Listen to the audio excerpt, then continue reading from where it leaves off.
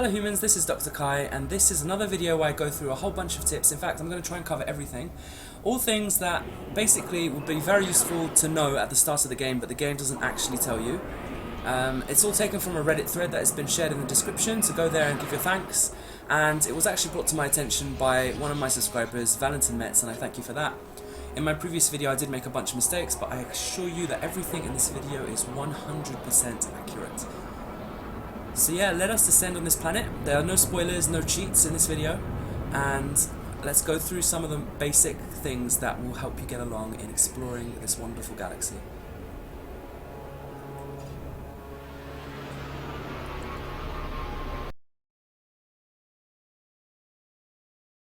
So, firstly I'm going to start off with a couple of corrections to what I said in the previous video. Well, the first one's not really a correction. I did outline it, and it is basically a little bit of an exploit. I think anyway, maybe not, but basically in order to get about 4 times quicker than sprinting, what you do is, you'll notice that if you do a melee attack while moving, you do a little jump forward, and you can carry that momentum into a boost. So I'll show you now. You have to time it right, and I'm not used to using the keyboard, but basically you do that, and then now you basically carry that momentum in your boost. And you can also use your sprinting to boost, speed to boost, but basically if you do, again, that, this is a great way of getting across the landscape. Another correction I want to make is basically I said that when you are scanning, you're looking for grey dots to locate the animals, which is a great way to find the animals when they're beyond the horizon and whatever, but I did color code things wrong. Basically I said that if it is green, it is something you've already discovered. I was right about that, but if it's red, it doesn't mean it's hostile, it means you haven't discovered it yet, which is very useful. And if it's grey, again, I was correct in saying that it is something that's too far away to know whether you've scanned it or not. So let's go over there and prove the point. So here we go, I've already discovered that, so it's green, but there is a red one over there, and we'll go and see it now. This guy's also red. As you can see, undiscovered, and now he's gone green. Oh my goodness, this game is amazing. You can actually scan structures, and once you've done that, there will be a grey dot there, and that will stay even if you aren't using your zoom mode. And you can get rid of that simply by initiating your actual scanner. Basically, nothing in this game saves unless you actually do a save. There's no continual saving, and one way to do that is to get back into your ship and then get out again. And as you can see, it'll say restore point save. Another way to save, of course, is to go to any of these poles at pretty much any structure and hit that, and it will save. That means if you haven't uploaded something and you quit the game without saving, then that thing is no longer scanned, and you have to find it all over again, which is no good. If you're in trouble, your radiation is going down, your radiation protection is going down, or your thermal protection, or whatever it is, then you can either go inside a structure, go inside a cave, go inside your ship, or you can dig a hole. If you have this upgrade, which is called the Plasma Clip Sigma, I think you can do it with grenades as well, and if you dig a deep enough hole, you should be safe. If there's a storm, you can ride it out, or you can basically get your protection back. What the hell is that? Oh, that thing looks like it's in pain.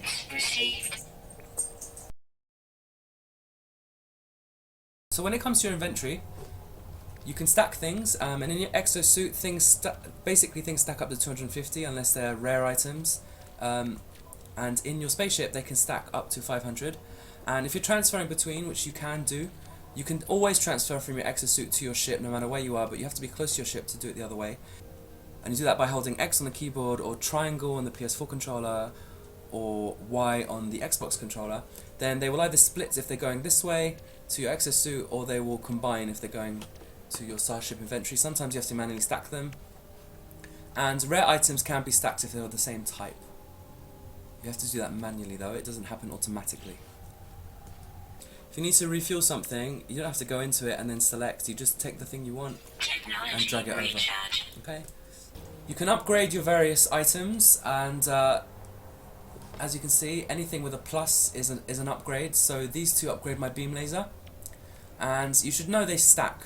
So for example, I've got a reload sigma and a reload tau, and they will stack.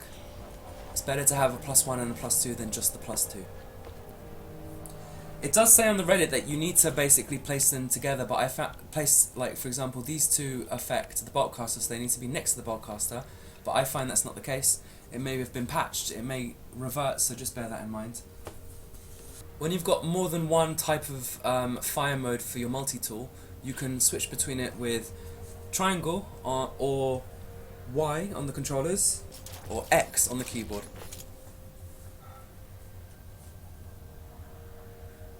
You can reload with R or square or X on the Xbox controller.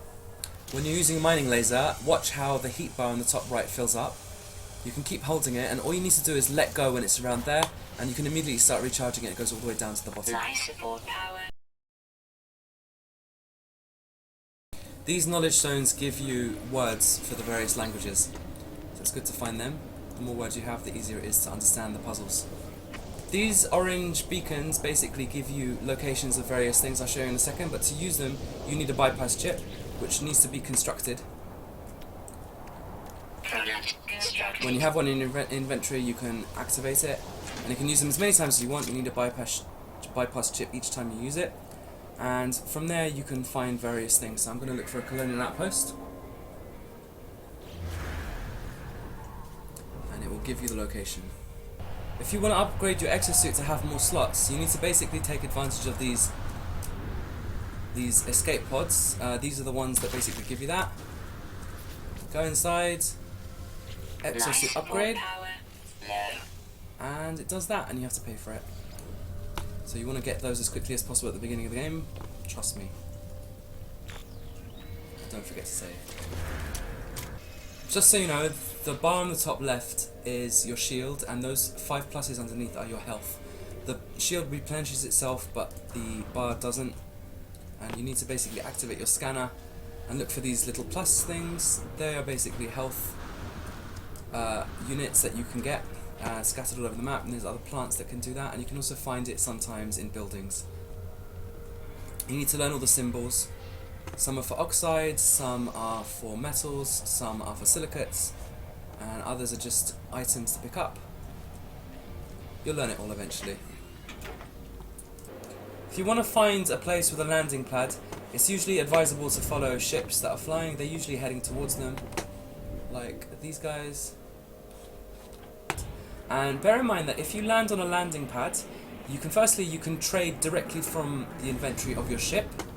And also, even though I don't actually have any energy in my launch thrusters, from a landing pad you can take off anyway.